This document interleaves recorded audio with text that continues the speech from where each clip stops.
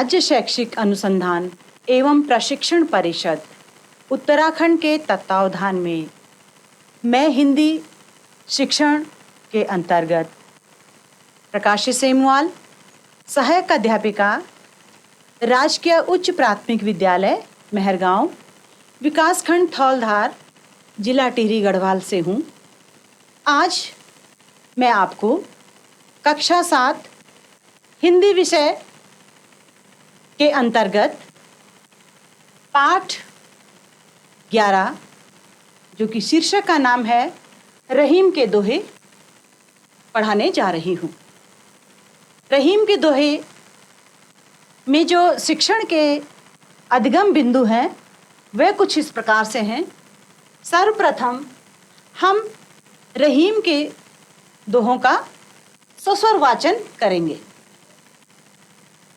इस कविता में, इन दोहों में हम इनके भावार्थ को समझेंगे, जानेंगे कि इन पंक्तियों का इसमें क्या आशय है, रहीम दास जी क्या कहना चाह रहे हैं।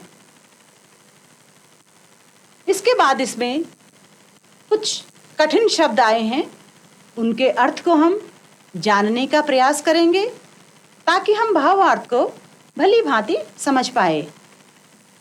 इसके पश्चात इसमें कुछ शब्द हैं जो कि तद्भव रूप से लिखे गए हैं, उन्हें हमें प्रचलित रूप या हम कुछ इन्हें तत्सम रूप भी कह सकते हैं।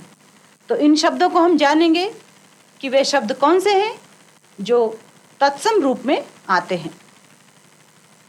और इसी अधिगम बिंदु के अंतर्गत हम लोग यह जानेंगे कि इसमें तुकांत शब्द, जैसे कि कविता में अंत में आने वाले जो शब्द होते हैं वे तुकांत शब्द होते हैं जिनमें तुकबंदी होती है। ऐसे शब्द हम छांटने की कोशिश करेंगे जो मिलते जुलते शब्द हों, जो तुकांत वाले शब्द हों। तो आइए अब हम पाठ की ओर चलते हैं, अपने इन दोहों की ओर चलते हैं। रहीम जी के दोहे। रहीम दास जी का पूरा नाम अब्दुल रहीम खानखाना था। इनका जन्म 15 दिसंबर 1556 को लाहौर में हुआ था और ये अकबर के दरबार के एक सदस्य रहे हैं। इन्होंने वास्तव में उस टाइम समाज की जो कुरीतियां हैं उनका खंडन किया है। उन्होंने समाज में एक नई दिशा को लाने में पूरा समर्थन दिया है। उनके दोहों में समाज में व्याप्त बुराइयों को उजागर किया है और किस प्रकार से उनको दूर किया जाए, उन बुराइयों का निराकरण किया जाए, इन दोहों में हम पढ़ेंगे। कही रहीम संपत्ति सगे बनत बहुत बहुरी, विपत्ति कसौटी जे कसे तेहि सांचे मीत। रहीम दास जी क्या कहना चाह रहे हैं कि जो हमारे सगे संबंधी होते हैं वे क्या होते हैं, हमारे रीति रिवाजों के आधार पर बनते हैं। वह धीरे धीरे हमारे जीवन जैसे जैसे बढ़ता है तो ये हमारे सगे संबंधी बढ़ते जाते हैं, इनका इसमें मिलन होता चला जाता है। लेकिन विपत्ति कसौटी जो कसे तेहि सांचे मीत, लेकिन जो हमारे मित्र होते हैं वह कैसे होते हैं, जो विपत्ति के समय जो हमारी मदद करे, जो हमारा साथ दे, जो हमारे साथ कंधा से कंधा मिलाकर चले, हमारे दुख को समझे, हमारे दुख में शरीक होकर हमें कुछ नया रास्ता दिखाए, वह ही हमारा कौन होता है, सच्चा मित्र होता है। वरन जो हमारे सगे संबंधी होते हैं यह कुछ समय के लिए होते हैं, मौका पाते ही ये इतना हमारा साथ नहीं दे पाते हैं जिस प्रकार से कि हमारा साथ सच्चे मित्र देते हैं। तो रहीम दास जी ने अपना सच्चा मित्र किसे माना है? जो संकट के समय, जो कठिनाई के समय, जो विपत्ति के समय हमारा साथ दे, हमारी मदद करे, हमारी भावनाओं को समझे, वही हमारा क्या होता है? सच्चा मित्र होता है। आइए दूसरे दोहे में चलें। जाल परे जल जात बही, तज मीनन को मोह, रहीमन मछरी नीर को, तऊ न छाणती छोड़। अर्थात जाल परे जल जात बही, जब मछली में, जब जल में जो मछली होती है, उस मछली को पकड़ने के लिए जब जाल डाला जाता है तो वह क्या होता है? वह जल क्या करता है? तज मीनन को मोह। तो जब जाल में मछली वापस आती है तो पानी कहाँ रह जाता है? नदी में रह जाता है, तालाब में रह जाता है। वह पानी उस मछली के साथ जाल में वापस नहीं आता है। अर्थात वह जल क्या करता है? मछली के साथ को छोड़ देता है। लेकिन जो रहीमन मछली नीर को, तऊ न छाड़त छोड़। लेकिन जो मछली होती है वह कैसी होती है? सच्ची मित्र होती है। वह जल में रहकर ही अपना जीवन व्यतीत करती है। अगर वह जल से बाहर आ जाए, उसे जल से विलग कर दें, अलग कर दें, तो मछली क्या हो जाती है? मर जाती है, तड़फ जाती है वह। तो इसमें क्या है? मछली को सच्चा मित्र का है, जबकि जो जल है वह मछली का सच्चा मित्र नहीं है, वह उसका साथ छोड़ देता है। तो इसी प्रकार से हमारे भी ऐसे कुछ साथी हैं जो हमारे क्या होते हैं? विपत्ति में, संकट के समय में हमारा साथ देते हैं। तो वे क्या होते हैं? हमारे सच्चे मित्र होते हैं। आइए अब तीसरे दोहे में पढ़ते हैं। तरुवर फल नहीं खाते है, तरवर पियत न पान, कही रहीम पर काज हित, संपत्ति संचहि सुजान। अर्थात तरुवर, तरु से मतलब है वृक्ष। वृक्ष क्या करता है? अपने फल को कभी नहीं खाता है। ये वृक्ष है, इसमें फल लगे हैं, लेकिन कभी ये नहीं हुआ कि वृक्ष ने स्वयं ही अपने फल खा लिए हों, नहीं। ठीक इसी प्रकार से सरवर पियत न पान, जो तालाब होता है वह अपना पानी कभी नहीं पीता है। वह क्या है? अपना पानी दूसरों को देता है, स्वयं नहीं पीता है। कैसे? जिस प्रकार से कि वृक्ष अपने फल को नहीं खाता है और तालाब अपने पानी को नहीं पीता है, ठीक उसी प्रकार रहीम दास जी क्या कह रहे हैं कि परकाज हित संपत्ति संचहि सुजान। जो सुजान से मतलब है सज्जन। जो सज्जन लोग होते हैं, जो महान लोग होते हैं, जो अच्छे लोग होते हैं, वे अपना जीवन क्या करते हैं? दूसरों की भलाई में व्यतीत करते हैं। वे अपने लिए नहीं जीते हैं, बल्कि दूसरों के कल्याण के लिए क्या करते हैं? कार्य करते हैं। तो इस प्रकार से ये भलाई करने वाले पे ये दोहा आया है कि हमें किस तरह से दूसरे की भलाई करनी है। इसी प्रकार से अगला दोहा है रहीम दास जी का। थोथे बादर क्वार के, ज्यों रहीम घहरात, धनी पुरुष निर्धन भये, करे पाछली बात। देखिए इसमें रहीम दास जी क्या कह रहे हैं? थोथे, थोथे से अभिप्राय क्या है? नकली, बेकार, जो क्या होते हैं? खाली होते हैं, जिनके अंदर कुछ नहीं होता है, कुछ कर गुजरने की क्षमता नहीं है, है ना। तो ऐसे बादर, बादर से मतलब है बादल, मेघ जो होते हैं आसमान में जो बारिश लाते हैं, मेघ, बादल। तो और क्वार यहाँ पर शब्द आया है। क्वार का जो महीना होता है वह आश्विन का जो महीना होता है उसे क्वार का महीना कहा जाता है, क्योंकि यह महीना जो है बारिश और सर्दी के बीच का जो मौसम होता है। क्योंकि बरसात में बारिश हो चुकी होती है, इसके बाद जब ठंड होती है तो उसके बीच में, बीच का जो काल होता है उसमें बादलों का बहुत गरजना होता है। तो वह बादल कैसे होते हैं? थोते होते हैं। अर्थात खाली होते हैं। खाली से अभिप्राय कि वे बारिश नहीं करते हैं। खाली कैसे होते हैं? गरजने वाले होते हैं, बरसने वाले नहीं होते हैं। तो क्या कह रहे हैं?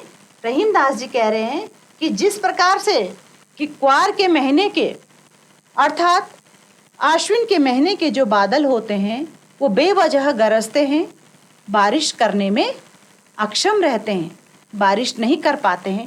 ठीक उसी प्रकार से जो धनी, जो अमीर लोग होते हैं वे क्या करते हैं? गरीब होने पर अपनी पिछली बातों का क्या करते हैं? बखान करते हैं कि हमने ऐसा किया था, हम तो बहुत धनी थे, हमने ये किया था, हमने वह किया था। अपनी प्रशंसा करते हैं, बड़प्पन दिखाते हैं अपना, जबकि उस प्रशंसा का कोई फायदा नहीं होता है। पाछली, पाछली का मतलब है वे क्या करते हैं? पिछली बात करते हैं, जो हो चुका है वो क्या करते हैं? ऐसी बातों को वो करते हैं। इसी प्रकार से धरती की सी रीत है, शीत घाम औ मेह, जैसे परे सो सही रहे, त्यों रहीम यह देह। अर्थात रहीम दास जी क्या कह रहे हैं कि धरती की सी रीत है, शीत घाम और मेह। किसकी बात हो रही है? धरती। धरती क्या करती है? बारिश, धूप, हवा, प्रकृति का जैसा भी रुझान होता है वह धरती सब क्या करती है? उसको सहन करती है। चाहे कितनी बारिश हो, चाहे कितनी तेज धूप हो, कितनी गर्मी हो, है ना, तो वह क्या करती है? उसको सब बर्दाश्त करती है, सब सहन करती है। उसी प्रकार से जैसे शीत यहाँ पे दिया है, तो शीत का मतलब क्या होता है? शीत। ये तद्भव शब्द है। शीत मतलब ठंडा, और घाम का मतलब धूप, और मेह का मतलब वर्षा, जो बारिश होती है। तो जो धरती है वह क्या रहती है? सर्दी, धूप और बारिश में क्या है? सहन करती हुई एक समान रहती है। ठीक उसी प्रकार से जैसे परे सो सही रहे, त्यों रहीम यह देह। ठीक उसी प्रकार से ये मनुष्य का शरीर भी होता है। यह भी क्या करता है? सब चीज को सहन करता है। उसी गर्मी की ऋतु में वह उस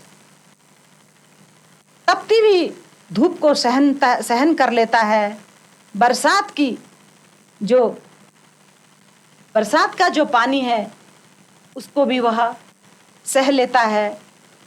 सर्दी की जो ठिठुरता है, जो कंपाती सर्दी है, उसमें भी वह अपना जीवन यापन करता है।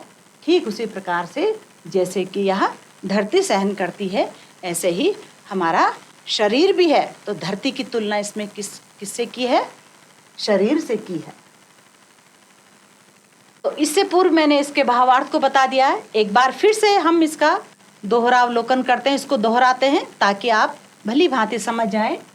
तो कही रहीम संपत्ति सगे, बनत बहुत बहुरीत, विपत्ति कसटी जो कसे तेहि सांचे मीत। रहीम दास जी कह रहे हैं कि जो हमारे सगे संबंधी होते हैं वह क्या है? हमारे रीति रिवाजों के आधार पर जैसे जैसे समय बढ़ता है वह हमारे साथ क्या होते हैं? जुड़ते चले जाते हैं, है ना। और जो हमारे सच्चे मित्र होते हैं वे हमारे कैसे होते हैं? आजीवन हमारा साथ देते हैं। जब जब हम पे संकट की घड़ी आए, जब जब हम विपत्ति में होते हैं, मुसीबत में होते हैं, तो वे हमारा क्या होते हैं? साथ देते हैं और हमारी क्या करते हैं? हर प्रकार से मदद करते हैं। वही हमारे क्या होते हैं? सच्चे मित्र होते हैं। जाल परे जल जात बही, तज मीनन को मोह, रहीमन मछली नीर को तऊ न छाड़ते छोह। अर्थात इसमें जल और मछली की मित्रता पे क्या है? शक किया गया है कि जो जल होता है वो मछली से अच्छी मित्रता नहीं रखता है। अर्थात जब मछली को पकड़ने के लिए जाल बिछाया जाता है तो उस जाल में क्या होता है? मछली वापस आ जाती है और पानी वहीं रह जाता है। अर्थात पानी क्या करता है? मछली का साथ छोड़ देता है। ठीक उसी प्रकार से मछली जो होती है, यहाँ पर मछली लिखा हुआ है तो मछली से तात्पर्य यहाँ पे मछली है। उसी प्रकार से मछली क्या करती है, अपनी पूरी दोस्ती निभाती है। उसे जल के साथ पूरी मित्रता है, उसकी प्रगाढ़ मित्रता है, घनिष्ठ मित्रता है।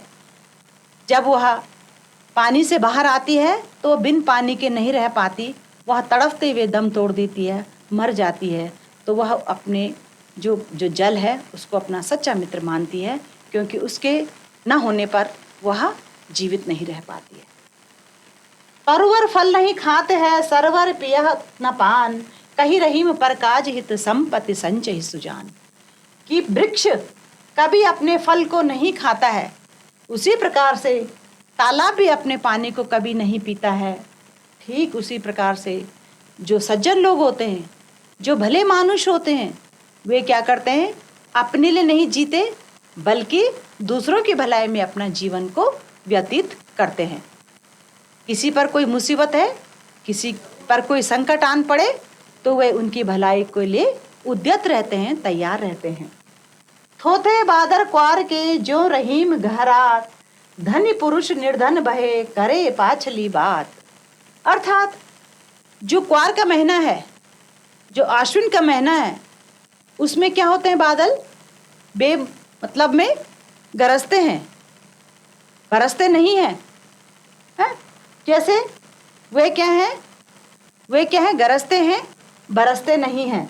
उसी प्रकार से जैसे जो धनी पुरुष होता है, धनी व्यक्ति होते हैं, अमीर लोग होते हैं, बड़प्पन वाले लोग होते हैं, वे समय निकल जाने के बाद जब वे गरीब हो जाते हैं, जब उनके पास कुछ नहीं रहता है, तब वो पुरानी पिछली बातों का बखान करते हैं कि मैंने ये किया था, मैंने वो किया था, जबकि उनका कोई महत्व नहीं रह जाता।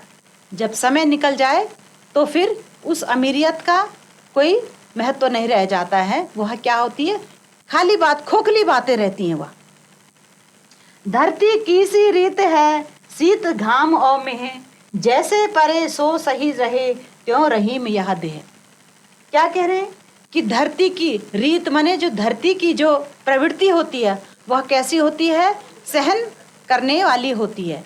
चाहे गर्मी, कितनी भीषण गर्मी क्यों ना हो, चाहे कितनी ठिठुरती ठंड क्यों ना हो, चाहे कितनी कंपाती ठंड क्यों ना हो, चाहे मेघ जम के बरसे, नदी नाले खूब बहे, बाढ़ आ जाए, लेकिन धरती क्या होती है, ज्यों की त्यों रहती है, विचलित नहीं होती है। उसका स्वरूप ऐसा ही रहता है, उसकी प्रवृत्ति सहन करने योग्य ही रहती है।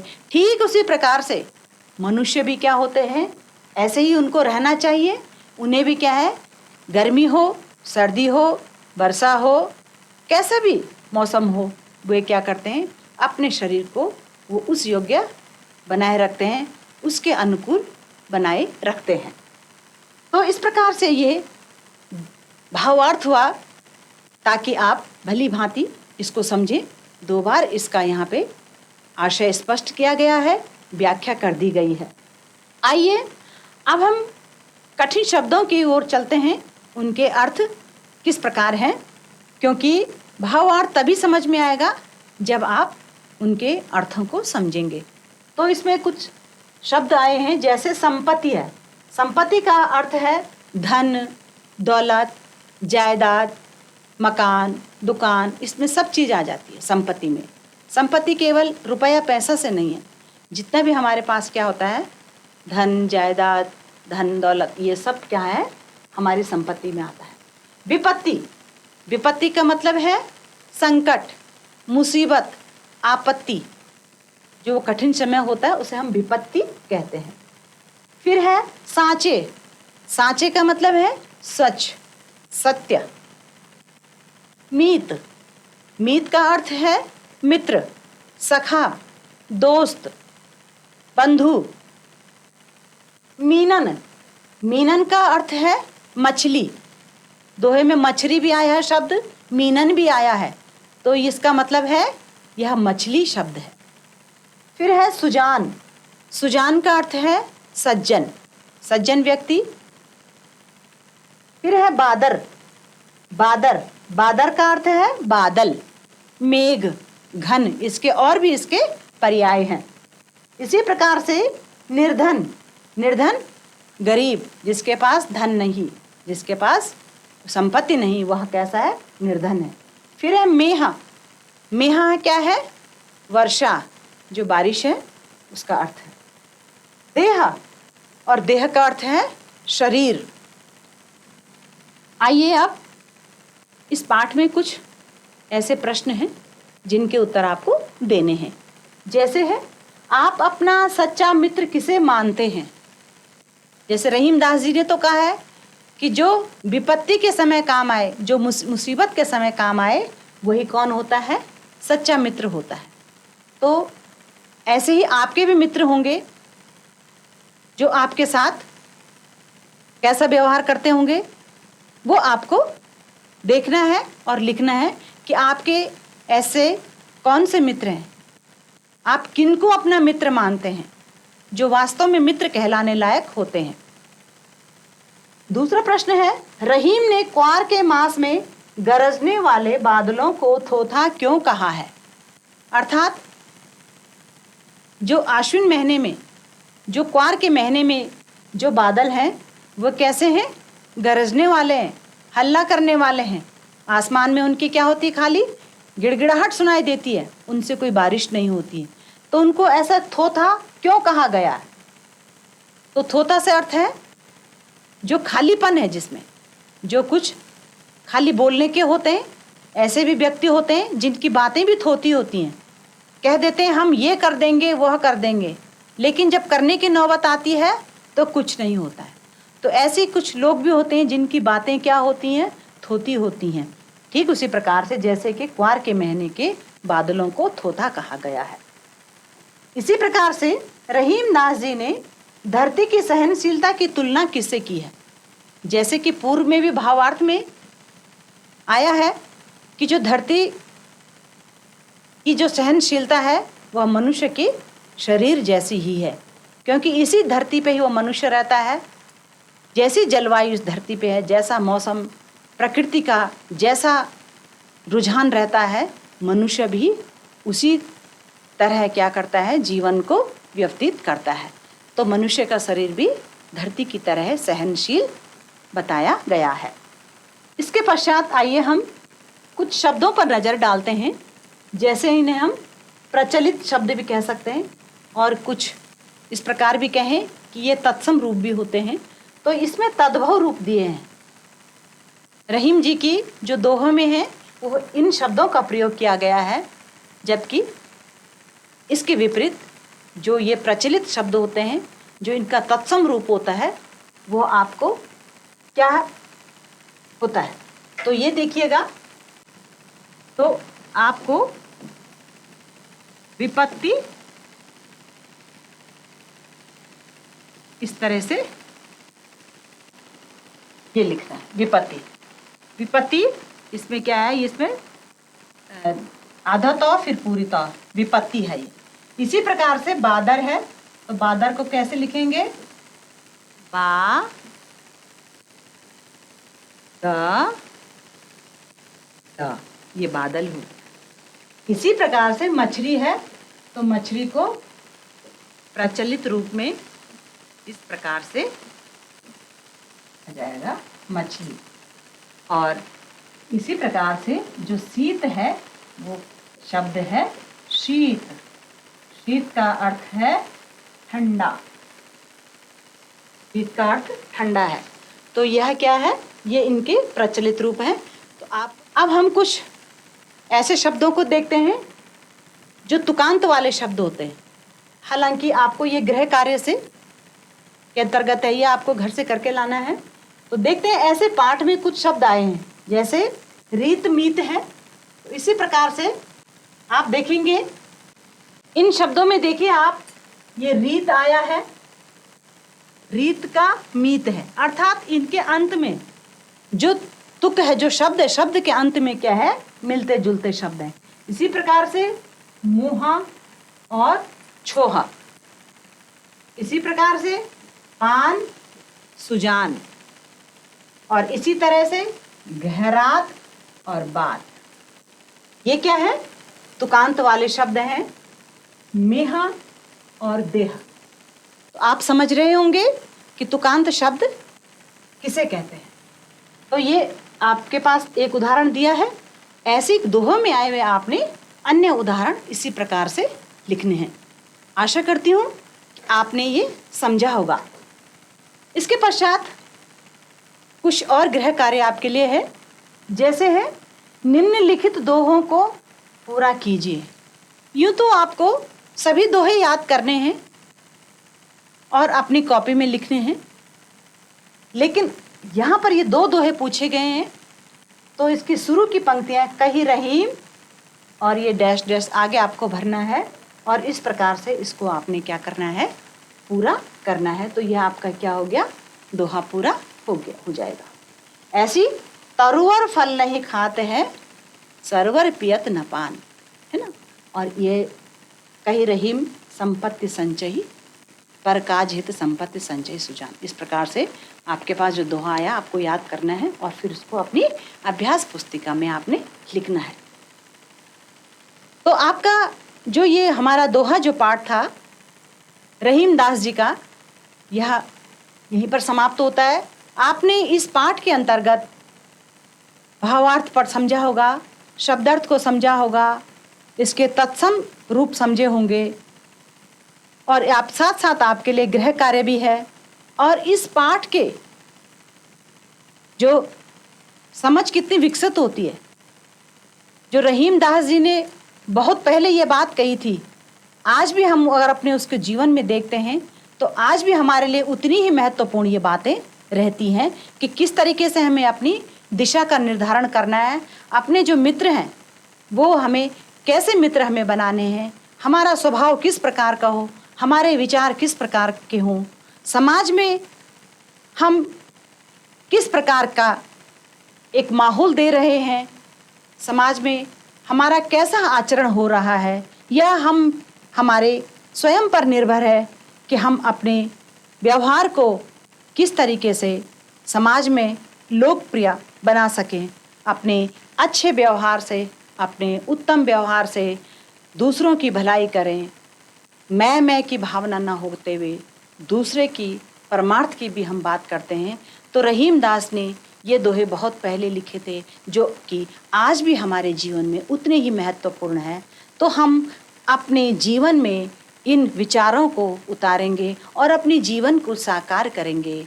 तो आज की जो ये शिक्षण की जो गतिविधि थी वह यहीं पर समाप्त होती है और पुनः आपको फिर दूसरे अध्याय की ओर ले चलेंगे। आपका बहुत बहुत आभार, धन्यवाद।